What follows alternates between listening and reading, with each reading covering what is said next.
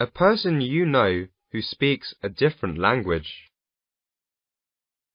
Speaking of a person I know who speaks a different language, I want to talk about Vanessa, my high school classmate. She is an exchange student from UK. Okay, this video's content is very similar to the response in video 6. I mentioned before I don't like the introduction they use because no one's actually speaking of this person that they're referring to, so saying speaking of doesn't really make sense. In video 6, I talk about how they do a really good job of describing these people, though, using a lot of adjectives. We're going to see that in the next sentence. Here, though, they just make a little mistake by not saying from the UK, they just say UK. Whenever you see a country name that starts in U, which is an abbreviation, like for example UK, US, UAE, it's always preceded by the. She is a really knockout. Curly blonde hair, big blue eyes, and straight high nose.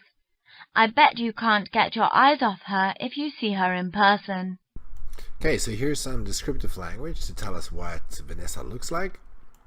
Curly blonde hair, big blue eyes, straight high nose. Problem comes with knockout. Knockout's a noun, so you can't have an adverb before that. So not she's a really knockout, she's a real knockout. Bigger problem maybe comes with the next sentence. I bet you can't get your eyes off her if you see her in person. I mean, who are you talking to? Are you talking to the examiner?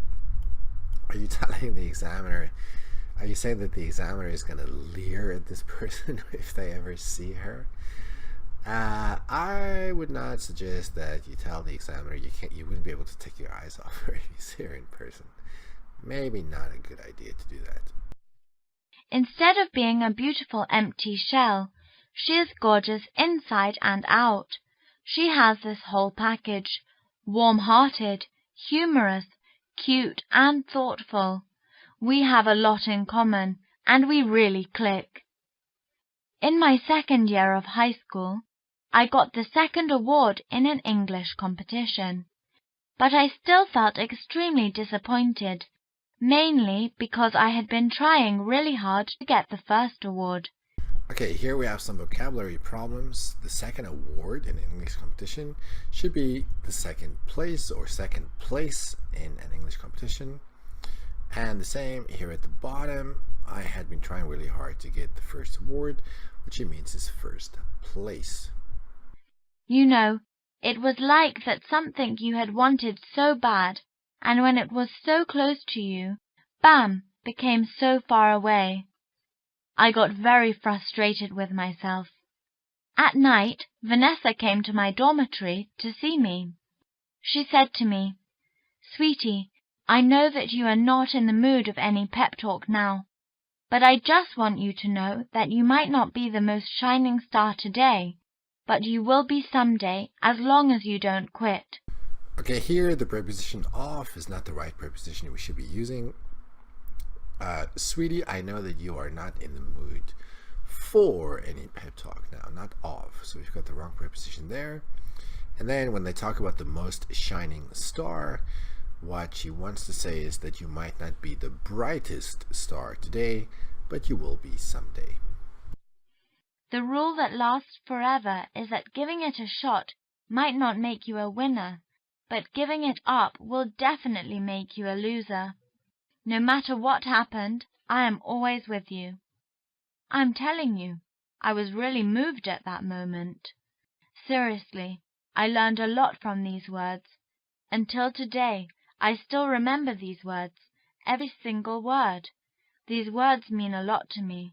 Vanessa is my best friend, a person who can always give me the most sincere words when I am in need. And here we have the sentence, until today, I still remember these words, every single word. Very similar to the previous response where the guy said, until today, I still have these blocks. Now, until is used as a function word to indicate continuance to a specified time. So let's look at these example sentences. She waited until her coffee had cooled down before taking a sip. So when the coffee cooled down, she didn't have to wait anymore. only up to that point. We didn't arrive at our hotel until after midnight. So there was a change that happened at midnight. Before, they hadn't arrived. After 12, they did arrive. So if you say until today, what is the change? There's no change. And I found this article in a Malaysian newspaper. So maybe some speakers of English use the phrase until today incorrectly.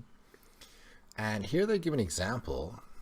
He was a bachelor until today. And the writer of this letter says that means that he gets married today. It does not mean he's still a bachelor. Of course, because there's a change that happens. And then he gives another example. Actually, now that I look at the name, I'm not sure if it's a he, maybe it's a she. The writer says, therefore, we cannot say Malaysia is a multiracial country until today, because it will still be a multiracial country tomorrow. So there's going to be a continuance, not a change. So why don't we just say, I still remember these words to this day, or just say, I still remember these words. That'd be fine.